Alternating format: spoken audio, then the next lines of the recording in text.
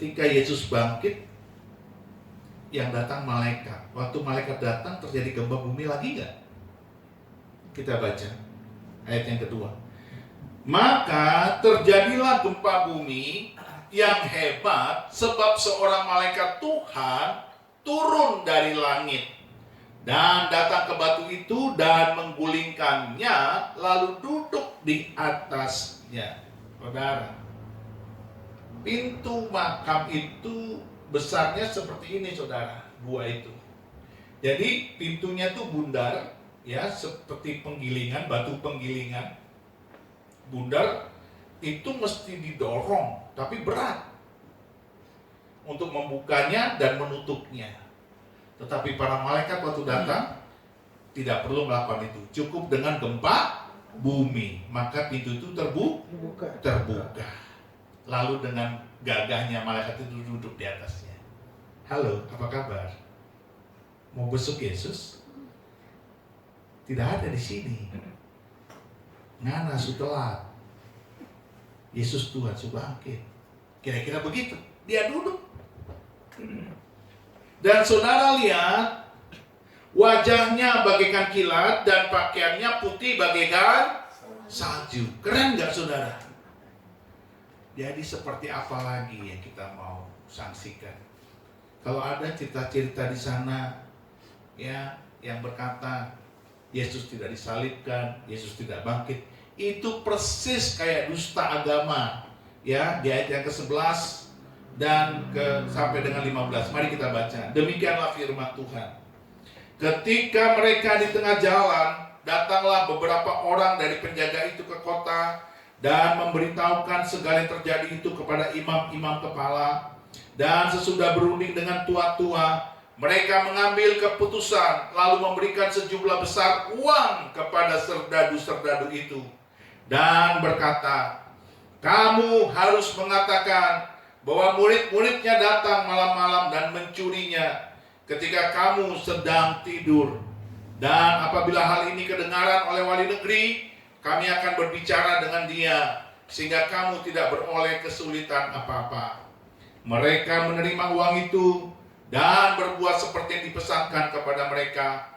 Dan cerita ini tersiar di antara orang Yahudi. Orang Yahudi tak pernah percaya karena dusta ini disebarkan oleh Mahkamah Agama. Mahkamah Agama siapa pegang? Ahli Taurat dan imam. Orang-orang besar, orang-orang pemimpin. Saudara lihat bahwa ini terus dan merembet kepada saudara-saudara kita yang non-Kristen, dan mereka percaya dusta ini, bahwa Yesus tidak disalib dan tidak bangkit. Tetapi itu terserah mereka. Yang jelas kita sekarang punya kepastian hidup. Saudara dan saya mengalami kekekalan hanya karena anugerah. Hanya karena anugerah. Yang namanya anugerah itu, saudara, itu tidak bisa kita lakukan. Jadi karena kita tidak bisa melakukannya, kita diberi anugerah. Kita tidak bisa mendapatkannya, maka kita diberi anugerah. Kita tidak bisa menggapainya, maka kita diberi anugerah. Itu namanya anugerah. Itu namanya kasih karunia. Kasih karunia itu artinya tidak dapat kita lakukan. Itu sebenarnya. Saya kalau misalnya dipikir-pikir, kenapa saya menjadi mohon maaf ya, saya bukan mau sombong, saya menjadi seorang direktur, itu anugerah. Saya nggak pernah kebayang bahwa saya akan menjadi seorang direktur. Siapa saya? Sampai saya termangu-mangu waktu mau dilantik di Palembang itu. Saya bengong. Kok gue bisa ya? Jadi selama berapa hari, berapa bulan itu saya menjabat, saya masih seperti seorang yang bukan seorang pejabat. Itu namanya kita tidak sanggup. Demikian juga tentang keselamatan. Maka kalau saudara menjadi orang yang rendah hati seperti para gembala dan ibu-ibu rumah tangga ini, maka saudara akan mengalami apa? Perkenanan itu. Ketemu Tuhan, ketemu malaikat, mendapatkan anugerah kemurahan. Jadi saudaraku, kebangkitan Kristus adalah pembebasan yang sempurna. Lihat ayat yang ke-7, pasal 28 itu. Demikianlah firman Tuhan. Dan segeralah pergi dan katakanlah kepada murid-muridnya bahwa ia telah bangkit dari antara orang mati. Ia mendahului kamu ke Galilea. Di sana kamu akan melihat dia. Sesungguhnya aku telah mengatakannya kepadamu. Saudara lihat itu. Ia mendahului kamu ke Galilea. Di sana kamu akan melihat dia. Tapi anugerah, sebelum sampai di Galilea, para perempuan ini ketemu Yesus. Tiba-tiba ayat 9, Yesus berjumpa dengan mereka dan berkata, "Salam bagimu." Mereka mendekatinya dan memeluk kakinya serta menyembahnya. Maka kata Yesus kepada mereka, "Jangan takut. Pergi dan katakanlah kepada saudara-saudaraku supaya mereka pergi ke Galilea, dan di sanalah mereka akan melihat aku." Keren gak saudara? Malaikat bilang, "Kamu pergi ke Galilea, nanti kamu ketemu dia di sana." Tapi sebelum ke Galilea, hari itu juga dia ketemu Wow. Keren banget saudaraku. Kita aja tadi nyembah kayak begitu hadirat Tuhan. Saya udah keren banget, exciting. Nangis terus, bergetar suara saya. Ini ketemu Yesus, Tuhan. Luar biasa. Siapa yang ingin ketemu Tuhan? Ya, cuma 2. Yang lain pada mikir. Mikirnya begini, kalau ketemu Tuhan berarti aku sudah selesai dong. Bukan begitu juga ceritanya saudara. Bukan begitu juga. Minimal saudara kalau berdoa ketemu Tuhan. Kalau saudara menderita ketemu Tuhan. Orang kalau berdoa gak ketemu Tuhan, mendingan kamu gak usah berdoa. Berarti kamu berdoanya tidak sampai hadirat Tuhan itu turun. Kalau kamu menderita, kamu tidak bisa merasakan Tuhan membela, menolong kamu, berarti kamu tidak intim dengan Tuhan. Amin. Yakub ketika menderita di rumah Laban, dia ketemu Tuhan. Sampai Tuhan berikan dia mukjizat, dia diberikan hikmat untuk membuat kambing-kambing yang coba, kambing-kambing bisa jadi coreng-moreng melahirkannya. Kambing-kambing polos bisa jadi coreng-moreng, belang-belang. Itu kalau bukan dari Tuhan, dari siapa tuh?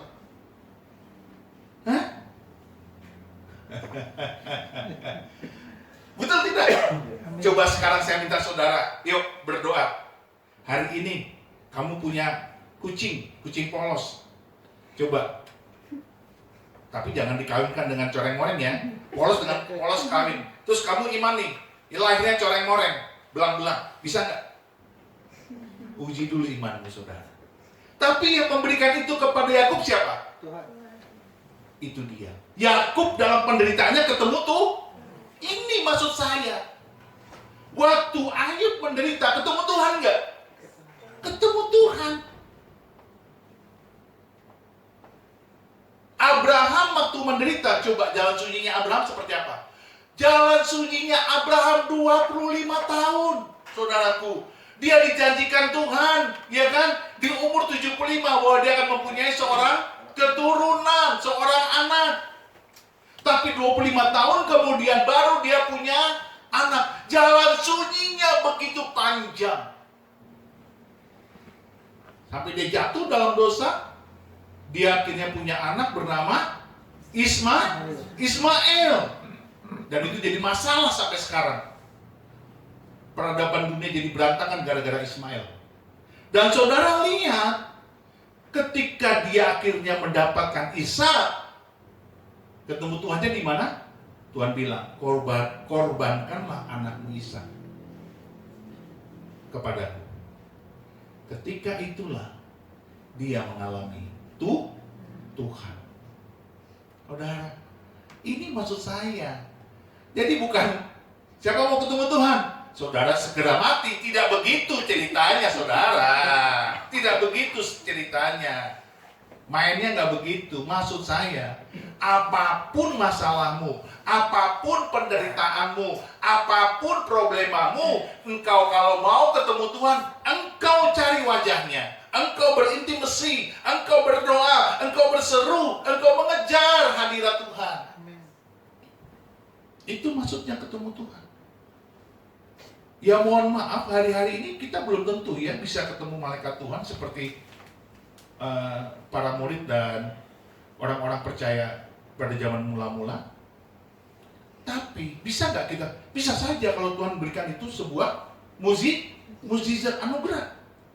Tapi kan kita tidak perlu sampai sejauh itu berangan-angan atau berpengharapan. Cukup sederhana engkau berdoa, cari wajah Tuhan. Ketika kita menderita, kita ketemu Tuhan. Ayub ketemu Tuhan, Yakub ketemu Tuhan, Abraham ketemu Tuhan. Siapa lagi yang ketemu Tuhan? Yang membuat Batra Nuh, ketemu Tuhan nggak? Ketemu Tuhan. Dia bikin Batra sekian lama, Tuhan suruh. Tapi apa yang terjadi? Dia dianiaya, dihina sama orang-orang sejamannya. Tidak percaya apa yang dia katakan, tidak percaya apa yang dia beritakan bahwa akan terjadi banjir bandang. Dunia akan diliputi dengan banjir. Tidak ada yang percaya. Itu jalan sunyinya. Saudara mengerti maksud saya? Para murid itu sudah mengalami jalan sunyinya, jalan sunyi Kristus. Dan hari ini kita lihat Tuhan berperkara dengan ibu-ibu rumah tangga yang sederhana melalui para malaikat dan langsung ketemu Yesus. Keren nggak saudara? Makanya tuh coba dikurangi kepintaran kita, terlalu banyak analisa, ya nggak? Analisa firman Tuhan dianalisa. Kita ini siapa? Tuhan yang berkata-kata dianalisa. Pelajari, dalami, dan aminkan. Saudara, mari kita lihat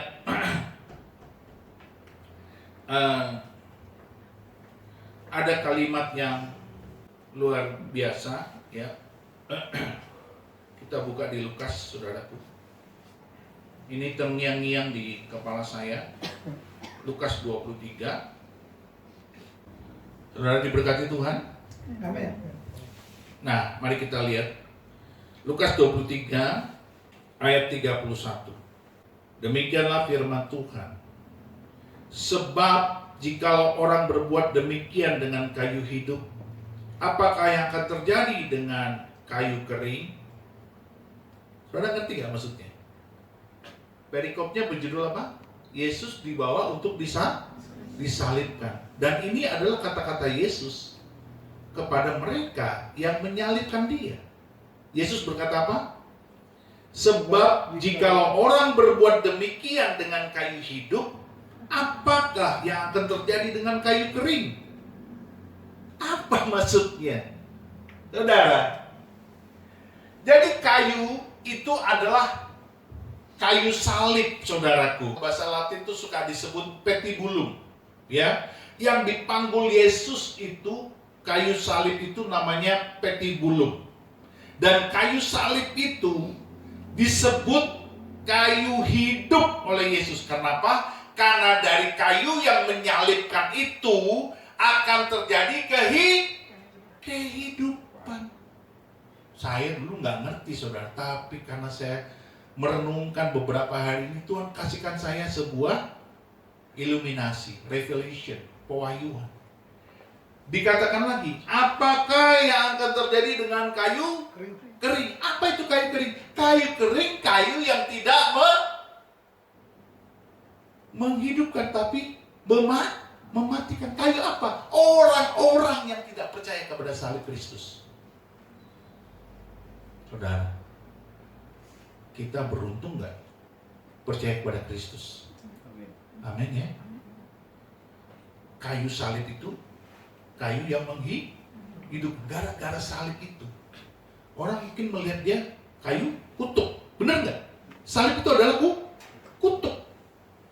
Itu puncak kutuk yang paling tinggi, yang paling memalukan yang ada di muka bumi. Pertanyaannya, ada yang bertanya begini, Pastor, Pak Gembala, kenapa Yesus tidak dirajam saja sampai mati? Oh, no. Kutuk yang terhina, yang paling hina, sampai sehina-hinanya orang disalib. Kalau orang dirajam, itu nggak terkutuk. Tapi orang disalib pada zaman itu terkutuk. Itu paling terkutuk. Paling, saudara, kalau udah paling, itu paling tinggi penghinaannya. Jadi dia harus mengalami itu. Supaya apa? Saudara ini kalau orang paling hina, saudara, asal saudara bertobat dengan melihat salib Kristus yang sudah menebus saudara, salib itu, kayu itu menghidupkan hidupmu sehingga kau mengalami kekekalan. Kayu kering, kayu yang tidak percaya kepada salib yang menghidupkan. Karena bagi orang-orang yang tidak percaya, kan dibilang, Tuhanmu aja mati. Siapa bilang mati? Dia bangkit. Dia mati sebagai manusia, tapi dia bangkit sebagai Tuhan. Saudara, jangan lagi ragukan Tuhan. Jangan lagi lakukan imanmu. Amin. Dan jangan terlalu pelik. Jadi orang terlalu keminter begitu. Cukup percaya saja dan aminkan. Mari kita bangkit berdiri. Hari ini kita akan menyambut tubuh dan darah Tuhan, sakramen perjamuan kudus ini, supaya saudara semua dan saya mengalami pembebasan, kelepasan.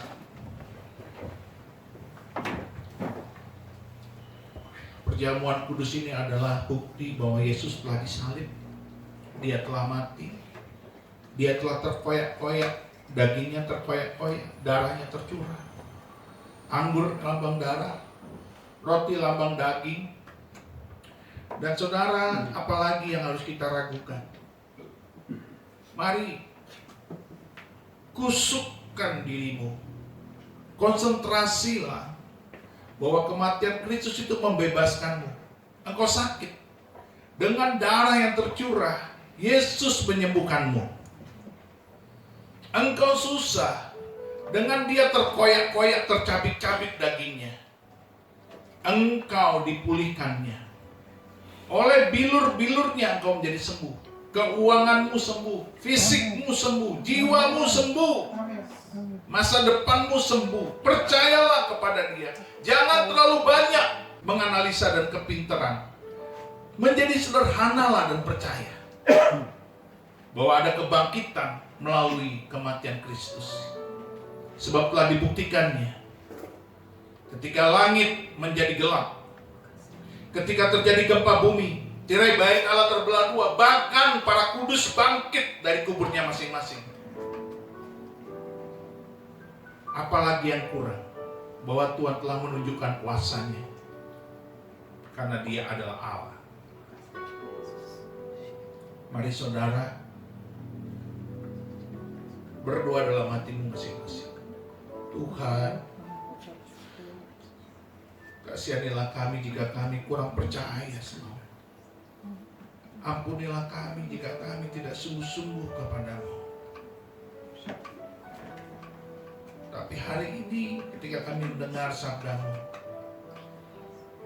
kami mengalami iman yang baru, kebangkitan yang baru. Sederhanakan dalam kami beriman Tuhan, supaya kami percaya apapun yang kau katakan di firman-Mu, di sabdamu, kami akan mengatakannya iya dan amin. Yesus,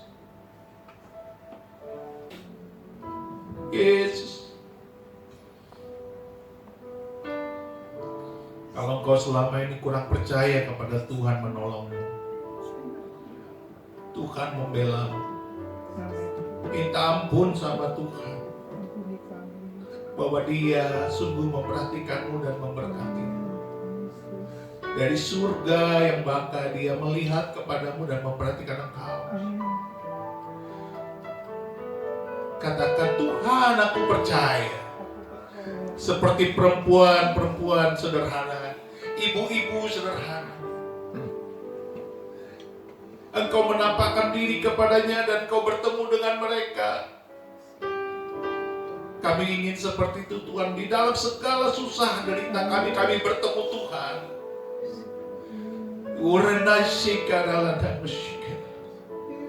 Gloria, haleluya.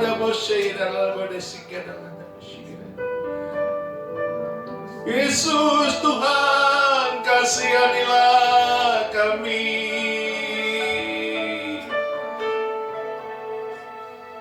Ampunilah kami Tuhan. Biarlah rahmat-Mu mengalir di sini. Jamahlah kami ya Tuhan. Belas kasihan-Mu Yesus. Sungguh kami mengasihi-Mu, memuja-Mu ya Tuhan. Kasihanilah kami. Oh Yesus, Yesus, Yesus, Yesus, Yesus.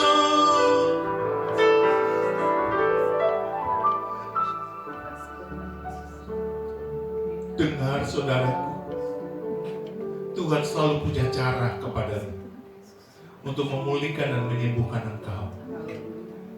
Asal engkau percaya saja dan mencari wajahnya terus. Seperti perempuan-perempuan sederhana ini. Walaupun mereka tahu Yesus telah mati, tapi mereka tetap datang ke kubur itu untuk merempah-rempahinya. Tetapi mukjizat terjadi. Mereka malah bertemu dengan Yesus yang telah bangkit. Bahkan mereka bisa memeluknya dan menyembahnya jauh melampaui para murid-murid yang lain. Betapa hebat dan kasihnya Tuhan kepada mereka yang sederhana, kepada mereka yang beriman, kepada mereka yang percaya. Yesus Tuhan. Kulana mosiken alana masin alana mungkin.